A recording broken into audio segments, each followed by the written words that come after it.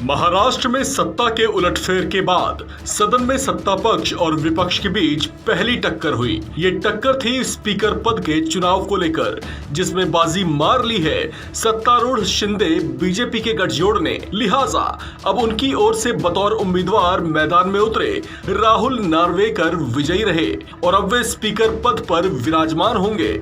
उन्हें कुल 164 वोट मिले, यानी 145 के जरूरी आंकड़े से उन्हें 19 वोट ज्यादा हासिल हुए, जबकि शिवसेना उम्मीदवार राजन साल्वे को महज 107 वोट ही हासिल हो पाए। ऐसे में राहुल नार्वेकर ने अपने प्रतिद्वंदी को 47 वोटों के अंतर से हरा दिया। यहाँ एक बात जो बेहद दिलचस्प रही वो ये थी कि स्पीकर पद के चुनाव में सपा और AIMIM के दो विधायकों ने इस चुनाव से दूरी बनाए रखी। इस चुनाव में समर्थक विधायकों की संख्या गिनकर अध्यक्ष पद के चुनाव की प्रक्रिया की गई, जिसमें राहुल नार्वेकर को 164 वोट मिले।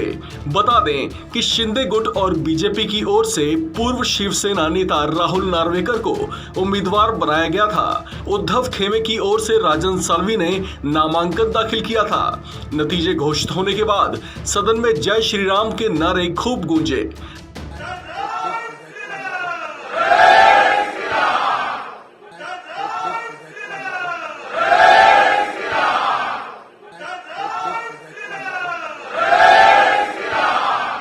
राहुल नार्वेकर की जीत पर उन्हें स्पीकर चेयर पर बैठाया गया और सदन के सदस्यों ने उनसे मिलकर उनका अभिवादन किया।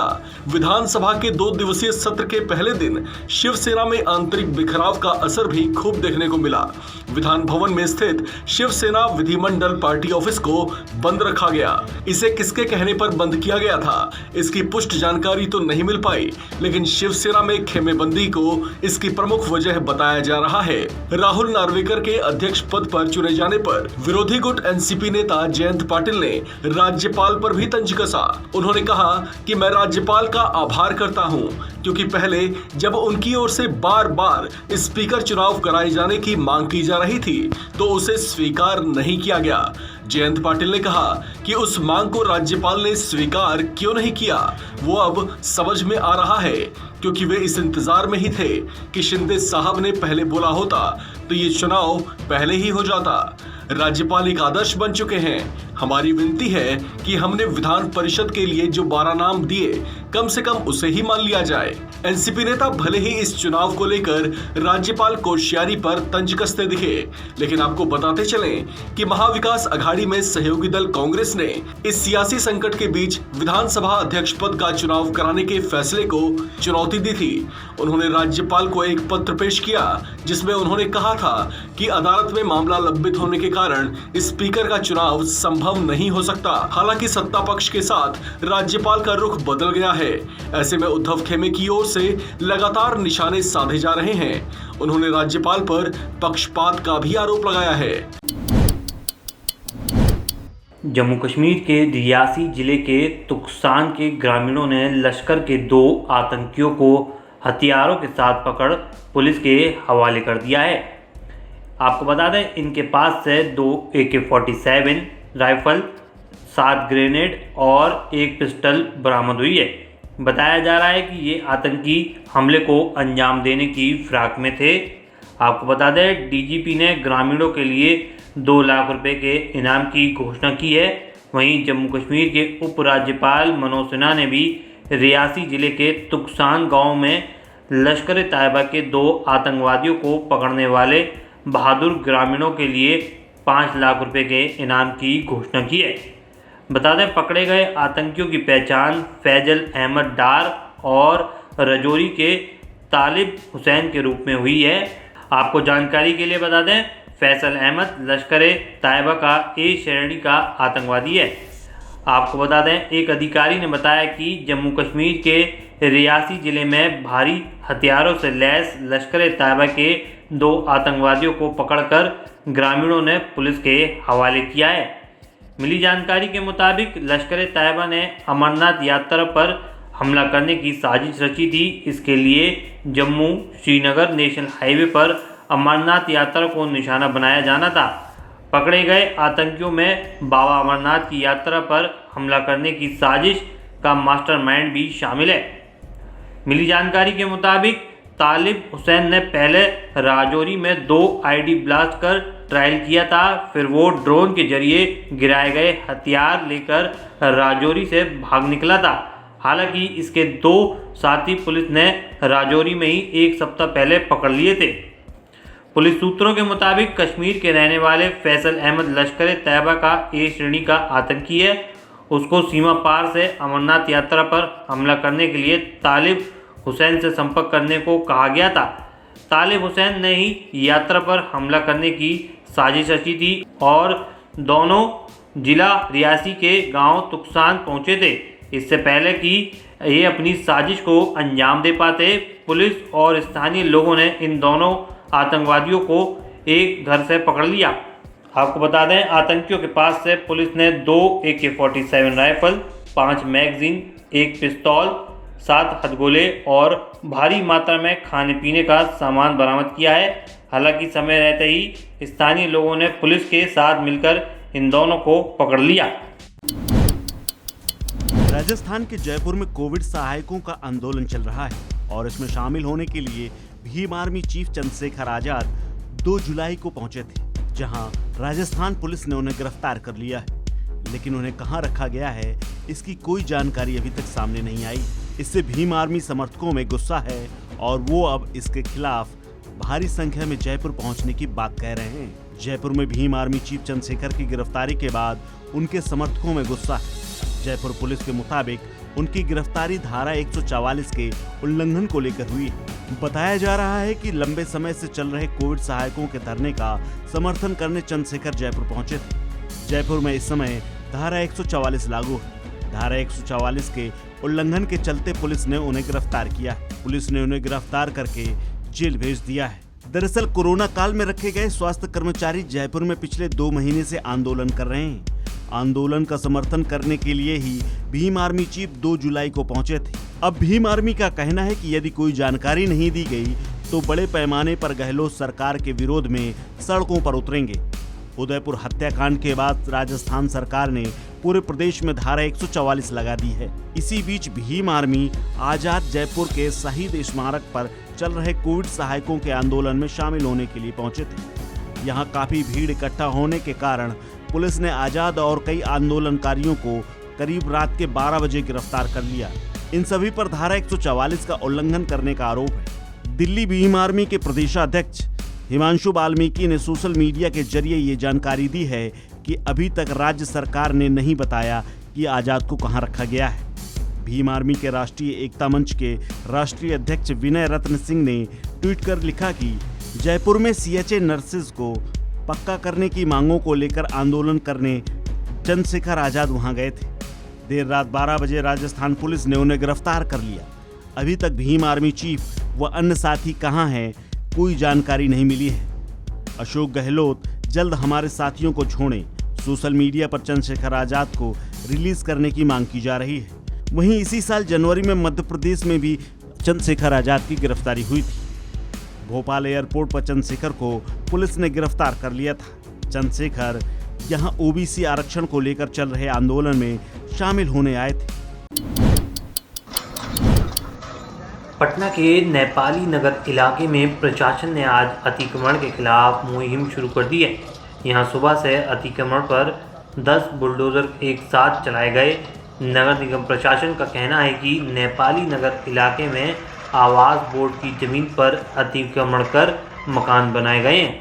ऐसे 70 मकान चिन्हित किए गए हैं। इन मकानों को बुलडोजर से गिराया गया है।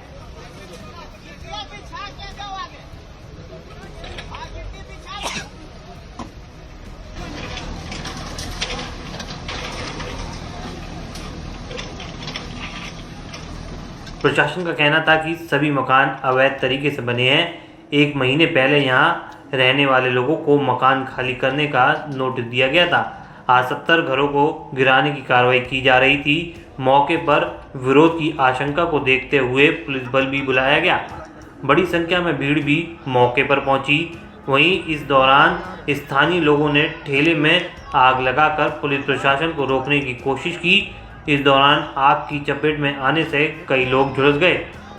जानकारी के मुताबिक मकान तोड़ने के दौरान लोगों ने ठेला खड़ा कर पुलिस और प्रशासन की टीम को रोकने की कोशिश की। पुलिस ने जब उन्हें हटाने की कोशिश की तो लोगों ने ठेले में आग लगा दी। इसकी चपेट में आने से कई लोग झुलस गए। लोगों का आरोप है कि पुलिस ने लाठीचार्ज कर आंसू गैस के गोले भी दागे। उनका कहना है कि प्रशासन से उन्हें कोई लिखित नोटिस नहीं मिला। आज सुबह 5 बजे टीम जेसीबी लेकर मकान तोड़ने पहुंच गई। बता दें कि राजीव नगर और नेपाली नगर में स्थानीय लोगों और पुलिस के बीच हिंसक झड़प हुई। लोगों ने ईंट पत्थर और लाठी डंडों से पुलिस पर हमला किया। जवाब में पुलिस ने लाठीचार्ज किया, साथ ही आंसू गैस के गोले भी छोड़े गए। पथराव से आधा दर्जन पुलिसकर्मियों के घायल होने की खबर है।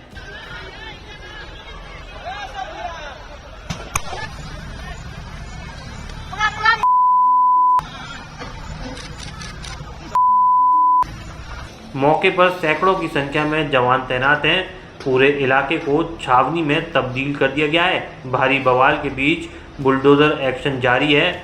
अवैध निर्माण के तहत बने मकानों को तोड़ा जा रहा है। आपको बताते हैं, राजीव नगर में जब बुलडोजर से पक्के निर्माण तोड़े जा रहे थे तो उसी वक्त आक्रोशित लोगों ने इस टीम पर हमला बोल दिया, जिसके बाद राजीव नगर में स्थिति तनावपूर्ण हो गई। काफ़ी संख्या में लोग सड़कों पर उतर आए और प्रशासन की टीम पर पथराव शुरू कर दिया।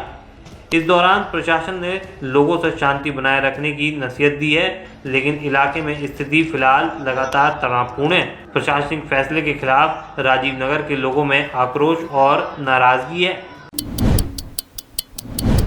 भारत में कोरोना वायरस संक्रमण के मामले एक बार फिर बढ़ने लगे हैं।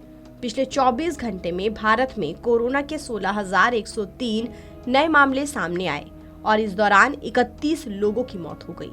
स्वास्थ्य मंत्रालय के ताजा आंकड़ों के मुताबिक नए मामले सामने आने से कोरोना संक्रमितों की कुल संख्या 4,35,02,429 हो गई है।